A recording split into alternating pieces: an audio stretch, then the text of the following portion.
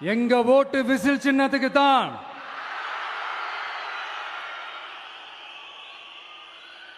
யாரையும் நம்பி ஏமாற மாட்டோம்.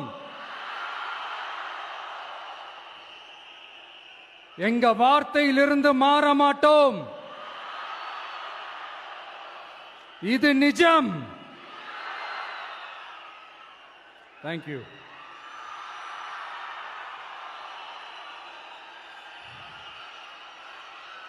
ஒரு குட்டி கதையிலிருந்து ஆரம்பிப்போமா?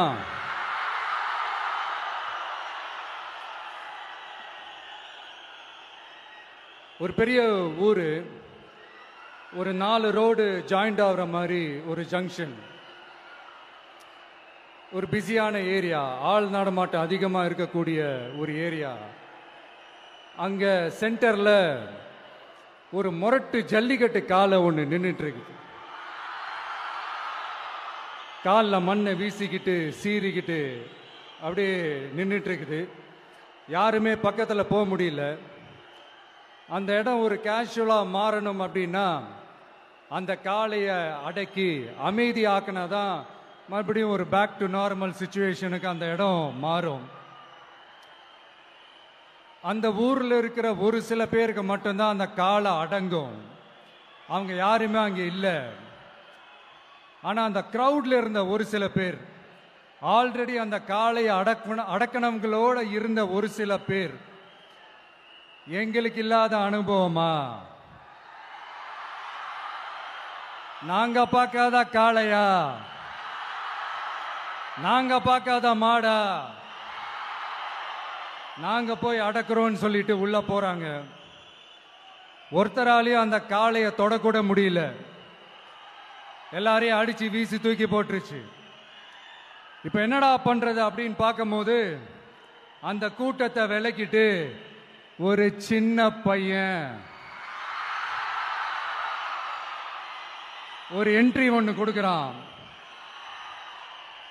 உங்களுக்கு தான் தெரியும்ல, டேய் எங்களாலே முடியல, நீ எல்லாம் என்னத்தை போய் கிழிக்க போற? எங்களுக்கு அவ்வளோ அனுபவம் இருக்குது, நாங்களே அடிபட்டு ஓரமா படுத்து கிடக்கிறோம். இவன் விளையாட்டுத்தனமா ஏதோ பண்ணிட்டு கிடக்கிறான், பாவம் அந்த காலை கிட்ட போய் அடிபட்டு சாவ போறான். பச்சா பையன், அந்த பையன், இந்த பையன், அண்டர் எஸ்டிமேட் பண்றது, ஏளனமா பேசுறது, இப்படி ஒரு பக்கம். இன்னொரு பக்கம் பரிதாபப்பட்டு, ஐயோ பாவமே, இப்படி தனியா போய் மாட்டிக்கிட்டானே அந்த காலை கிட்ட, என்ன பண்ண போறானோ அப்படின்ட்டு ஒரு பக்கம் பரிதாபப்பட்டு பேசுறாங்க. அந்த சின்ன பையன் எதுவுமே காதலையே போட்டுக்காம 2 பாக்கெட்லையும் கையை விட்டுக்கிட்டு ஸ்டைலா கெத்தா தில்லா அப்படியே உள்ள போறான். ஒரு ஸ்டெப் எடுத்து வைக்கிறான், அந்த கால் அப்படியே சீறிக்கிட்டே நின்றுட்டு இருக்குது. இன்னொரு ஸ்டெப் எடுத்து வைக்கிறான், கால் அப்படியே சீறிக்கிட்டே முன்னாடி வருது. மக்கள் எல்லாரும் பதட்டத்தோட அப்படியே பார்த்துட்டு இருக்கிறாங்க. இன்னொரு ஸ்டெப் எடுத்து வைக்கிறான், கால் அப்படியே முட்டை வரும்போது பாக்கெட்டுக்குள்ள மறைச்சு வச்சிருந்த 2 புல்லுக்கட்டு அது அந்த காலை கிட்ட காட்டுறான். காலை அப்படியே சடனா வந்து நின்று அது மூடெல்லாம் மாறி அந்த புல்லுக்கட்டை சாப்பிட ஆரம்பிச்சிருச்சு. அந்த சின்ன பையனும் அந்த காளை அப்படியே தடவிக்கிட்டு வரான். காளையும் பக்கத்தில் ஒரு குழந்தை மாதிரி நடந்து வந்துக்கிட்டு வருது. பக்கத்தில் இருந்த ஒரு வயல்வெளியில் அந்த காளையை மேய விட்டுட்டு வரான். மக்கள் எல்லாரும் அந்த பையனை ஆச்சரியமாக பார்க்குறாங்க. அந்த அடிபட்டு கிடந்த அந்த அனுபவசாலிங்க தலையை தொங்க போட்டு நின்றுட்டு இருக்கிறாங்க. ஏன்னா பேசின பேச்சு அப்படி. வாய் இருக்குன்றதுக்காக நக்கலுமா நையாண்டியுமா நச நச நச நசன் ஒரே பேச்சு. என்ன பண்றது, தலையை குனிஞ்சு அப்படியே நின்றுட்டு இருக்கிறாங்க. அங்க ஒரு பெரியவர் வர்றார். வந்து அந்த பையன்கிட்ட கேட்கிறாரு, எப்படிப்பா இப்படி ஒரு முரட்டு காலை சீறிட்டு நின்றுட்டு இருந்தது, எப்படி அந்த காலை அடக்கின அப்படின்னு கேட்டதுக்கு அந்த பையன் சொல்றான், ஐயா எனக்கு அந்த காளையை பார்த்தா கோபமா இருந்த மாதிரிலாம் எனக்கு தெரியல, அந்த காலை பசியோடு இருந்த மாதிரி இருந்தது. அதனால தான் அந்த புல்லுக்கட்டை காமிச்சவொடனே ஓகே நமக்கு தேவையானது கிடைச்சிருச்சு அப்படின்னோடனே அந்த புல்லுக்கட்டை சாப்பிட்டுட்டு நம்மளோட அப்படியே ஜாலியாக வாக்கிங் வந்துருச்சு அப்படின்னு சொன்னான். இதை கேட்ட அந்த பெரியவர் சொன்னாராம், இந்த சின்னவங்க பெரியவங்க, அனுபவம் இருக்கிறவங்க, அனுபவம் இல்லாதவங்க, இதெல்லாம் விஷயமே கிடையாது. யாரா இருந்தாலும் அந்த சூழலுக்கு ஏத்த மாதிரி, அந்த சிச்சுவேஷனுக்கு தகுந்த மாதிரி என்ன பண்ணி அந்த ப்ராப்ளமை சால்வ் பண்றான், ஏது பண்ணி அந்த ப்ராப்ளமை சால்வ் பண்றான், அதுதான் விஷயமே, அதுதான் மேட்ரு. ஸோ நீ சூப்பர்ப்பா, என்ன ப்ராப்ளம் வந்தாலும் நீ சால்வ் பண்ணிடுவ அப்படின்னு முதுகுல தட்டி கொடுத்துட்டு அந்த பெரியவர் போறார். இப்போ அந்த கதையில அந்த முரட்டு ஜல்லிக்கட்டு காலை தான் நம்ம தமிழ்நாட்டு அரசியல் களம். அந்த பெரியவர் தான் நம்ம தமிழக மக்கள். அந்த பாக்கெட்டுக்குள்ள ஸ்டைலா தில்லா கெத்தா ஒருத்தன் உள்ள வந்தான் பாருங்க, அவன்தான்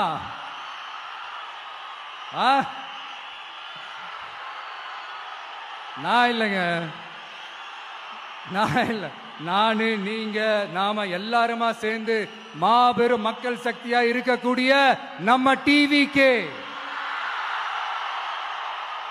அதுதான் அந்த சின்ன பையன்.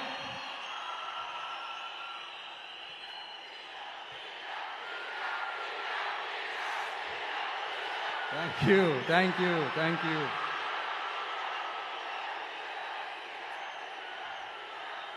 மக்களை நேசிக்கிற ஒரு நல்ல தலைமை இல்லாததுனால இத்தனை வருஷமா வேற வழி இல்லாம ஸ்டாலின் சார் கொடுத்த அந்த பொய்யான வாக்குறுதிகள் எல்லாத்தையும் நம்பி ஏமாந்த நம்ம மக்களுக்கு சரியான நேரத்தில் ஒரு வெகுஜன மக்கள் இயக்கமா வந்தது தான் நம்ம டிவிக்கு.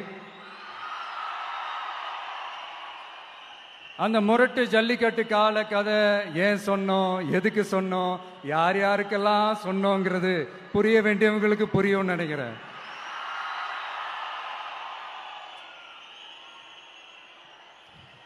இப்போ நாம ஒவ்வொரு வீட்டில் உயிரா உணர்வா இருக்கிறோம். ஆனா நான் உங்க எல்லாரையும் நேரில் சந்திக்கணும், நீங்க இருக்கிற ஊருக்கே உங்களை சந்திக்கணும் அப்படின்றது தான் எனக்கு மனசுல இருக்கிற ஒரு பெரிய ஆசை. ஆனா அந்த சிச்சுவேஷன் ஒரு எதிர்கட்சியா இருந்து கேள்வி கேட்டுட்டு இருக்கிற இந்த நேரத்தில் நமக்கு எதிராக என்ன சூழ்ச்சிகள்லாம் நடக்குதுன்றது உங்க எல்லாருக்குமே நல்லா தெரியும். அதனால இப்போ உங்களுக்கு ஒரு வாக்குறுதியை கொடுக்கிறேன். நம்மளுடைய ஆட்சி அமைஞ்சதும் ஒவ்வொரு கிராமத்துக்கும் நான் நேரடியா வந்து என்னுடைய சொந்தங்களாகிய உங்க எல்லாரையும் நான் சந்திக்கிறேன்.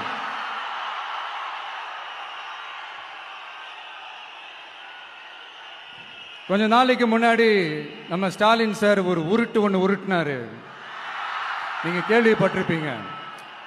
இப்ப வரப்போற எலெக்ஷன் எதுக்கான எலெக்ஷன்? நம்ம சட்டமன்ற தமிழ்நாடு சட்டசபைக்கான ஒரு தேர்தல் இல்லையா? இதே தமிழ்நாட்டுக்கும் டெல்லிக்குமான ஒரு எலெக்ஷன் அப்படின்னு சொல்றாங்க. இன்னும் கொஞ்சம் மேல போய் தமிழ்நாட்டுக்கும் என்டிஏவுக்குமான ஒரு எலெக்ஷன் அப்படின்னு சொல்றாங்க. என்ன சார், டெல்லியில ஏதாவது நிக்க போறீங்களா? அப்புறம் ஏன் தமிழ்நாட்டுக்கும் டெல்லிக்குமான ஒரு எலெக்ஷன் சொல்றீங்க? அப்புறம் இது ஏதாவது பார்லிமெண்ட் எலெக்ஷனா? பிரதமர் பதவிக்கு ஏதாவது போட்டி போடுறீங்களா? அப்புறம் ஏன் தமிழ்நாட்டுக்கும் என்டிஏவுக்குமான ஒரு எலெக்ஷன் சொல்றீங்க? எங்களுக்கு புரியலையே சார், இது என்ன லாஜிக்னு எங்களுக்கு புரியலையே. எந்த எலெக்ஷனை எப்படி டீல் பண்ணணும், எப்படி ஹேண்டில் பண்ணணும்ன்றது நம்ம தமிழ்நாட்டு மக்களுக்கு தெளிவா தெரியும். நம்ம தமிழ்நாட்டு மக்கள் மாதிரி ஒரு தெளிவான மக்களை நீங்க பார்க்கவே முடியாது. சூப்பர் கிளாரிட்டியோட சூப்பர் மக்கள் சார் நம்ம மக்கள். இந்த போருக்கு போறதுக்கு முன்னாடி தான் இந்த படை பரிவாரங்களோட போவாங்கன்னு கேள்விப்பட்டிருக்கிறேன். ஆனா நீங்க என்னடானா இந்த ஒண்ணுத்துக்கும் உதவாத இந்த பால் டப்பாவை உருட்டிக்கிட்டு இருக்கீங்களே சார். உண்மையிலே இந்த எலெக்ஷன் எதுக்கான எலெக்ஷன் சொல்லட்டுமா? தமிழ்நாட்டு மக்களுக்கும் ஊழலுக்கும் நடக்கிற போர், தமிழ்நாட்டு மக்களுக்கும் லஞ்சத்துக்கும் நடக்கிற போர், தமிழ்நாட்டு மக்களுக்கும் இந்த நிர்வாகத்தை சரியா செய்யாத இந்த திமுக அரசுக்கும் நடக்கிற போர், அதாவது தமிழ்நாட்டு மக்களுக்கும் உங்க ஆட்சிக்கும் நடக்கிற போர், தமிழ்நாட்டு மக்களுக்கும் ஸ்டாலின் சாருக்கும் நடக்கிற போர். இன்னும் சுருக்கமா சொல்லணும்னா விஜய்க்கும் ஸ்டாலின் சாருக்கும் நடக்கிற போர்.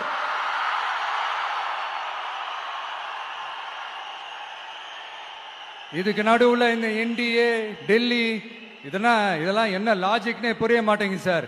தமிழ்நாடு தான் விஜய், இந்த விஜய் தான் தமிழ்நாடு. தூய சக்தி டிவிகேவுக்கும் தீய சக்தி டிஎம்கேவுக்கும் தான் இந்த போர்.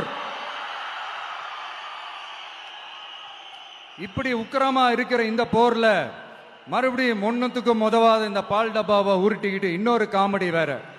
அது என்னடான்னா, அவரோட ஆட்சியில தான் தமிழ்நாடு சூப்பர் ஸ்டார் மாநிலமா இருக்குதான். கரெக்ட், தமிழ்நாடு சூப்பர் ஸ்டார் மாநிலம் தான். காமராஜர் அவர்கள் டைம்ல, அண்ணா அவர்கள் டைம்ல, எம்ஜிஆர் அவர்களோட ஆட்சியில. இன்னைக்கு ஒன்னுத்துக்கும் உதவாத இந்த உல்டா மாடல் ஆட்சியில தமிழ்நாடு சூப்பர் ஸ்டார் மாநிலமாலாம் ஒண்ணு இல்ல, சூப்பர் ஸ்டாண்ட் அப் காமெடிக்காரர் நடத்துற மாநிலமா மாறிடுச்சு.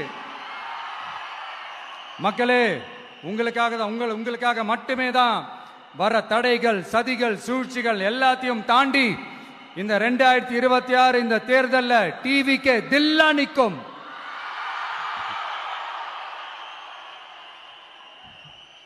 இதுவரைக்கும் நடந்த எலெக்ஷன் வேற, இப்ப நடக்க போற எலெக்ஷன் வேற. ஒவ்வொரு 5 இயர்ஸுக்கும் நடக்கிற எலெக்ஷன் மாதிரி இதை நினைச்சிடாதீங்க. 50 வருஷத்துக்கு ஒரு வாட்டி நடக்க போற ஒரு எலெக்ஷன் மாதிரி இது. அதிசய எலெக்ஷன். ஒரு எலெக்ஷன்ல அவங்களோட எதிரிகளை தான் எதிர்ப்பாங்க, அப்படிதான் எதிர்ப்பாங்க, அதுதான் யதார்த்தமும் கூட. ஆனா இந்த எலெக்ஷன்ல தான் ஒட்டுமொத்தமா எல்லாருமா சேர்ந்து ஒருத்தனை எதிர்க்கிறாங்க. ஒட்டுமொத்தமா எல்லாருமா சேர்ந்து இந்த விஜயை எதிர்க்கிறாங்க. ஏன்னா இந்த விஜய் ஊழலை எதிர்க்கிறான், லஞ்சத்தை எதிர்க்கிறான், மக்களோட மக்களா நிக்கிறான். அந்த மக்கள் அவன் கூட நிக்கிறாங்க. அந்த காண்டு எப்படி? அந்த காண்டு தான் ஒட்டுமொத்தமா எல்லாருமா சேர்ந்து ஒருத்தனை எதிர்க்க காரணம். நீங்க எப்படி வேணா எதிர்த்துக்கங்க, ஆனா போட்டி 2 பேருக்கு நடுவுல தான். ஒண்ணு இன்னொன்னு. இந்த எலெக்ஷன் டேல மேக்சிமம் என்ன பண்ணுவீங்க? போவீங்க, ஓட்டு போடுவீங்க, வருவீங்க, அவ்வளவுதான் உங்களுடைய பார்ட்டிசிபேஷன். ஆனா இந்த எலெக்ஷன்ல நீங்க பங்கெடுத்துக்க போறீங்க. எஸ், உங்க வீட்டில் இருக்கிற ஒரு விஜய் தான், உங்க வீட்டில் இருக்கிற ஒரு விஜய் தான் வேட்பாளரா நிக்க போறாங்க. உங்க வீட்டில் நிக்கிற ஒரு வேட்பாளர்னா அப்ப உங்க வீட்டில் இருக்கிற மத்தவங்க எல்லாருமே வாக்காளர்கள் தானே. உங்க அம்மா, உங்க அப்பா, உங்க அண்ணன், உங்க தம்பி, உங்க சொந்தம் டிவிக்கே வேட்பாளர் அப்படின்னா அப்ப உங்க ஓட்டு விசில் சின்னத்துக்கு தான் எல்லாருக்குமே தெரியும். ஏன், நம்மளோட எதிரிங்களுக்கு கூட அது நல்லாவே தெரியும். அதனாலதான் நமக்கு எதிராக அவ்வளவு அவதூறு பரப்புறாங்க. என்னென்ன அவதூறு பரப்புறாங்கன்றது உங்களுக்கே நல்லா தெரியும். ஆனா அவங்களுக்கு தெரியாது, ஏன் மேல அவதூறு பரப்புனா அது மக்கள் மேல அவதூறு பரப்புற மாதிரின்னு. எனக்கு அரசியல் தெரியலன்னு சொன்னா அது மக்களுக்கு அரசியல் தெரியலன்னு சொல்ற மாதிரின்னு. என்ன அசிங்கமா பேசினா அது மக்கள் அசிங்கமா பேசுற மாதிரின்னு. எனக்கு எதிராக செய்யற ஒவ்வொரு செயலும் அது மக்களுக்கு எதிராக செய்யற செயல் அவங்களுக்கு தெரியாம போச்சு. இந்த விஜயும் மக்களும் வேறு வேறு இல்லை. இந்த விஜயும் மக்களும் ரத்தமும் சதையும் மாறி, உடலும் உயிரும் மாறி, ஒன்னிலிருந்து ஒண்ண பிரிக்கவே முடியாது.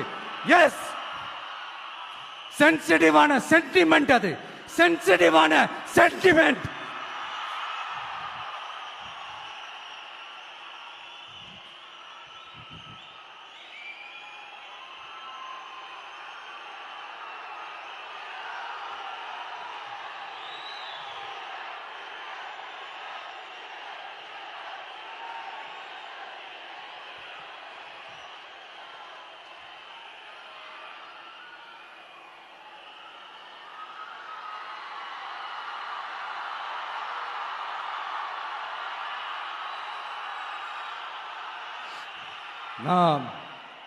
சாரி, இதை யாரும் அசைக்க முடியாது. மக்களை நேசிக்கிற விஜய் வேணுமா? மக்கள் விரோத ஆட்சி நடத்துற ஸ்டாலின் சார் வேணுமா? இந்த விஜய் நம்புறீங்களா, ஸ்டாலின் சார் நம்புறீங்களா? Proof, this is the proof.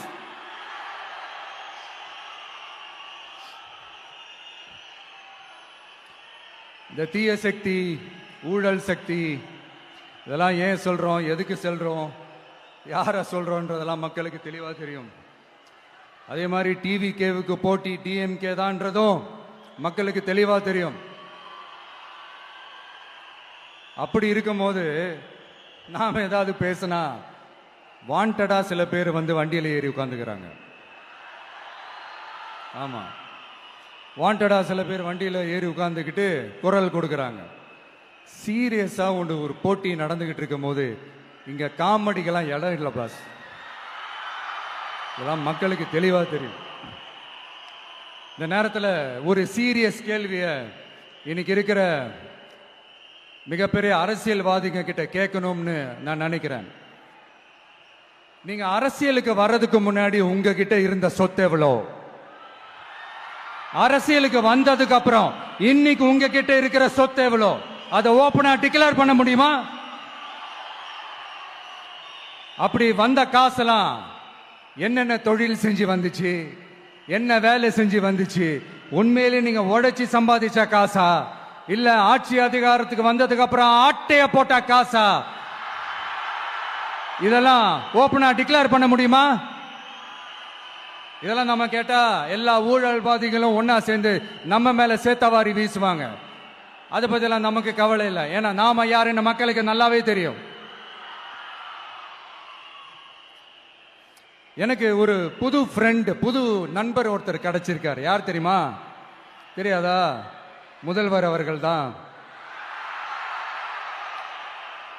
இப்போ ஒரு நிருபர் ஒருத்தர் கேட்ட கேள்விக்கு எனக்கு எதிரிகள்லாம் யாரும் இல்லை, அவங்க எல்லாருமே எனக்கு நண்பர்கள் தான் அப்படின்னு சொன்னாங்களே. அப்படி நாங்கெல்லாம் உங்களுக்கு நண்பர்கள்னா அப்புறம் ஏன் சார் கரூர் விஷயத்துல ஏன் மேல பழி தூக்கி போட்டீங்க?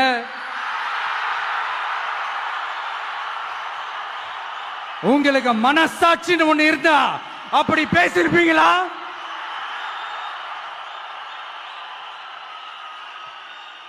அப்படி நாங்களாம் உங்களுக்கு நண்பர்கள்னா ஒரு ஈவென்ட், ஒரு ஃபங்க்ஷன் நடத்துறதுக்கு ஒரு இடமோ ஒரு பர்மிஷனோ ஏன் கொடுக்க மாட்டேன்றீங்க? எல்லாத்தையும் நீங்களே பண்ணிட்டு போற போக்கில் அப்படியே பொய்களா அடிச்சு விட்டுக்கிட்டு இருக்கீங்க. உங்களோட உண்மையான நண்பர்கள் யாருன்னு சொல்லட்டுமா? லஞ்சம், ஊழல், அரசியல் ஆதாயம், இதெல்லாம் தான் உங்களோட உண்மையான நண்பர்கள். பர்சனலா நீங்க எப்படி வேணா இருந்துக்கங்க சார், நமக்கு அதை பத்தி கவலை இல்லை, நமக்கு அது அவசியமும் இல்லை. ஆனா உங்க ஆட்சி தான் தப்பான ஆட்சி, தமிழ்நாட்டுக்கு தேவையில்லாத ஆட்சி. கொஞ்ச நாளைக்கு முன்னாடி கற்பனையா ஒரு விஷயம் ஒன்று சொன்னேன். இந்த முதல்வர் கூட விசில் சின்னத்துக்கு தான் வாக்களிப்பாரு அப்படின்ட்டு கற்பனையா ஒன்று சொன்னேன். ஆனா இன்னைக்கு நிஜமாவே நமக்கு ஆதரவா ஒரு கோஷத்தை எழுப்பியிருக்கிறாங்க. அது என்ன தெரியுமா? எங்க வாக்கு சாவடி வெற்றி வாக்கு சாவடியா. அதுக்கு அர்த்தம் என்ன தெரியுமா? எங்க வாக்கு சாவடி விஜய் வாக்கு சாவடின்னு அர்த்தம்.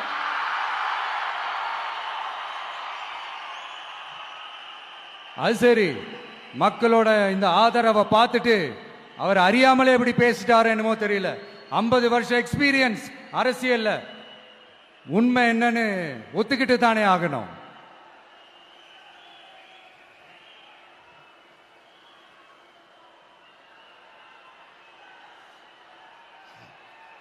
ஜனநாயகம்ங்கிறது பெரும்பான்மை ஆட்சி அதிகாரம் சார்ந்தது மட்டும் இல்ல, சிறுபான்மை மக்களின் உரிமைகள் உணர்வுகளும் புனிதம்னு நினைச்சு அதையெல்லாம் காப்பதற்கு பெயர் தான் ஜனநாயகம்னு 1963 அறிஞர் அண்ணா பார்லிமெண்ட்ல பேசினதை நாம இங்க சொல்றது ரொம்ப பொருத்தமா இருக்கும். அறிஞர் அண்ணா சொன்னது தான் டிவிகேவோட நிலைப்பாடும். இந்த ஸ்டாண்ட்ல நாம 100% உறுதியா இருப்போம்.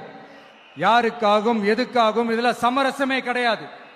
மதச்சார்பற்ற சமூக நீதி தன்மை தான் நம்ம அடிப்படை கொள்கைகள் ஒண்ணு, அதுல எந்த மாற்றமும் எப்பவும் கிடையாது. ஆனா இதெல்லாம் மறந்துட்டு எப்படியாவது எதையாவது செஞ்சு ஓட்டு வாங்குறதுக்காகவே இங்க சில பேர் இருக்கிறாங்க. அவங்கள மாதிரி நமக்கு அப்படி சில பிரச்சனைகள்ல எரியற நெருப்புல எண்ணெய ஊத்துற எண்ணமே இல்லை.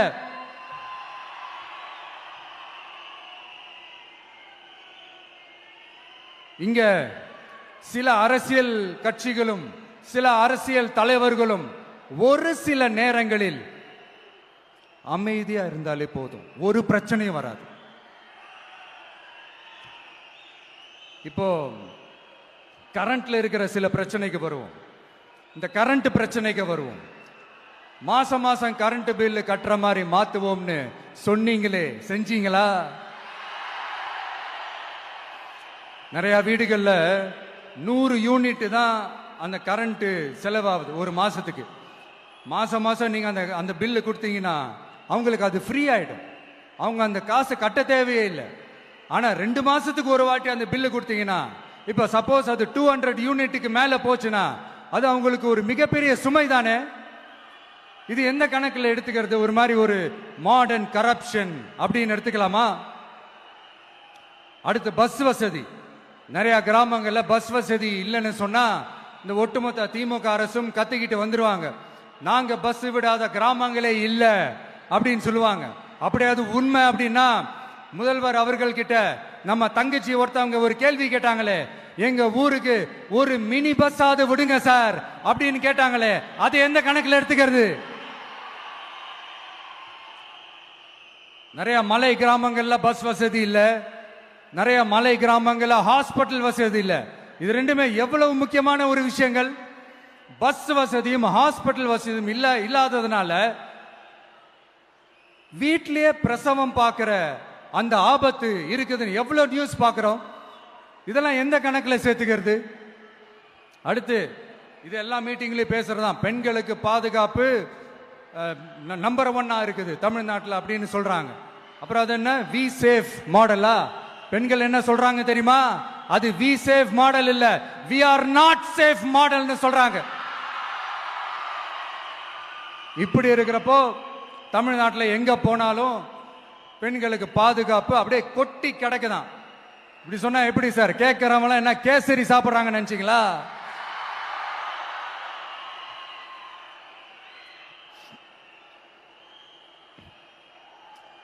அடுத்து இந்த சட்டம் ஒழுங்கு, அது காணாம போய் ரொம்ப நாள் ஆச்சு.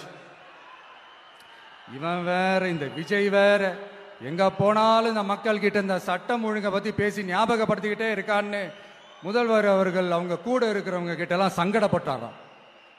நாம் என்ன பண்றது? நாம தான் தமிழ்நாட்டோட விசில் ப்ளோயர் ஆச்சே.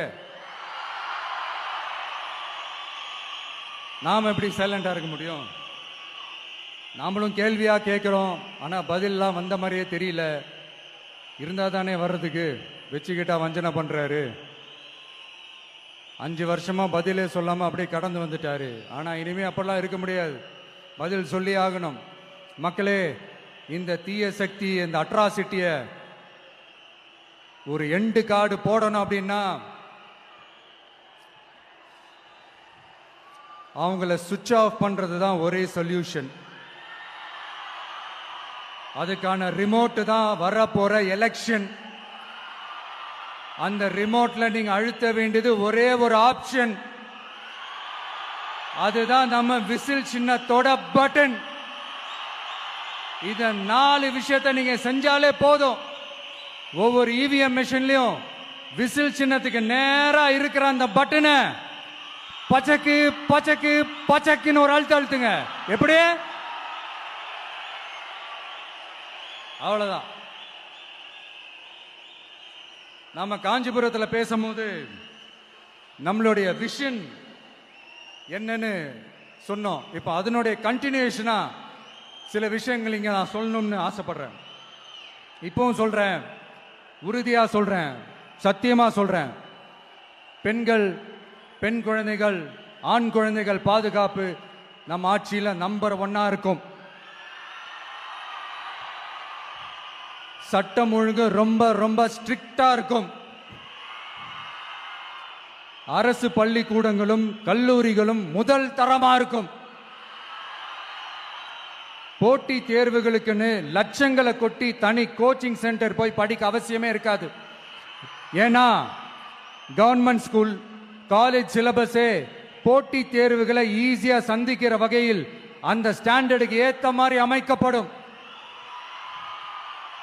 உயர்நிலை பள்ளி பாடத்திட்டங்களிலேயே அடிப்படை அரசியல் சாசன சட்டம் சேர்க்கப்படும். மாநில மற்றும் ஒன்றிய அரசு அலுவலகங்கள் வங்கிகளின் செயல்பாடுகள் மற்றும் அவற்றை அணுகும் முறை குறித்து மாணவர்களுக்கு தெளிவான புரிதலை ஏற்படுத்தும் வகையில் தேர்வுகள் அற்ற செயல்முறை பாடமாக கற்பிக்கப்படும். இந்தியா முழுக்க உள்ள ஒன்றிய அரசு சார்ந்த கல்வி நிலையங்கள் மற்றும் அதன் சேர்க்கை அட்மிஷன் குறித்து புரிதலும் தெளிவும் மாணவர்களுக்கு உருவாக்கப்படும். அனைத்து அரசு பள்ளிகளிலும் பெண் குழந்தைகளுக்கு சுத்தமான, சுகாதாரமான மற்றும் தரமான கதவுகள் பொருத்தப்பட்ட ரெஸ்ட் ரூம்கள் அமைப்பது உறுதி செய்யப்படும். போதைப் பொருட்கள் இல்லாத தமிழகம் உருவாக்கப்படும். மாவட்ட கலெக்டர்கள் மற்றும் எஸ்பிக்களில் சரி பாதி பெண்களாக இருக்கும்படி செய்வோம். மலை கிராமங்களில் அரசு ஆரம்ப சுகாதார நிலையங்கள் பிரசவம் பார்க்கும் வசதியுடன் அமைக்கப்படும். பஸ் போக்குவரத்து இல்லாத கிராமங்கள் மற்றும் மலை கிராமங்களே இல்லை என்ற நிலை உருவாக்கப்படும். ஏற்கனவே அமைப்பு சாரா தொழிலாளர்கள் அமைப்பு இருந்தாலும் ஆட்டோ, டாக்ஸி மற்றும் லாரி டிரைவர்களுக்கென அவர்களின் நலன்களுக்காகவும் குடும்ப நலன்களுக்காகவும் தனியாக நல வாரியம் அமைக்கப்படும். தென் தமிழகம் உட்பட தமிழகத்தின் தேவையான பகுதிகளில் தொழிற்சாலைகள் அமைக்கவும் தொழில் வளம் பெருக்கவும் தனி கவனம் செலுத்தப்படும். விவசாயிகள், மீனவர்கள் மற்றும் நெசவாளர்களின் கருத்துக்களை அறிந்து அவர்களுக்கான திட்டங்கள் காலத்தின் தேவைக்கேற்ப உருவாக்கப்படும். இப்போ நம்ம ஸ்டாலின் சார் அறிவாலயம் பக்கத்தில் யாரு நடந்து போனாலும், அறிவாலயம் பக்கத்தில் யாரு நிழலுக்கு ஒதுங்கினாலும் கூட்டணியில் சேர்த்துக்கிறாரு. அந்த கொள்ளையடிச்சிருக்கிற வச்சிருக்கிற பணத்தில் ஒரு பங்கு ஒன்று கொடுத்து அதுக்கு பேர் கல்லாப்பெட்டி கூட்டணின்னு வச்சிருக்கிறேன். அந்த கல்லாப்பெட்டி கூட்டணியை ரொம்ப கஷ்டப்பட்டு சேர்த்திருக்கிறார். ஆனால் அவருக்கு நான் சொல்றேன், இந்த அறத பழைய கூட்டணி கணக்குகளோ இந்த கொள்ளையடிச்ச பணத்தையே வச்சு எங்க மக்களை ஏமாத்தி எல்லாம் ஜெயிக்க முடியாது. ஏன்னா இது மாபெரும் மக்கள் சக்தியான வித்தியாசமான விசில் புரட்சி எலெக்ஷன்.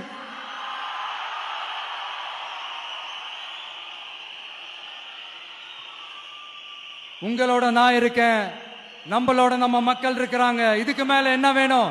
கான்பிடென்டா இருங்க, நல்லதே நடக்கும், வெற்றி நிச்சயம். மீண்டும் சந்திக்கும் வரை நன்றி, வணக்கம்.